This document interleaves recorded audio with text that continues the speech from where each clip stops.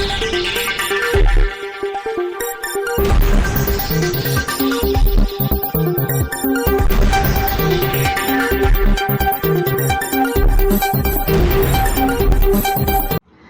દર્શક મિત્રો, શિનોર સમાચારમાં આપ સૌનું હાર્દિક સ્વાગત છે। પાકિસ્તાન સામે ઇન્ડિયા ક્રિકેટ ટીમની જીત થતા ભરૂચ પાંચપતે વિસ્તારમાં સ્થાનિક રહીશો દ્વારા ઇન્ડિયાની જીત ફટાકડાની આતશબાજી કરી ભવ્ય ઉજવણી કરાઈ।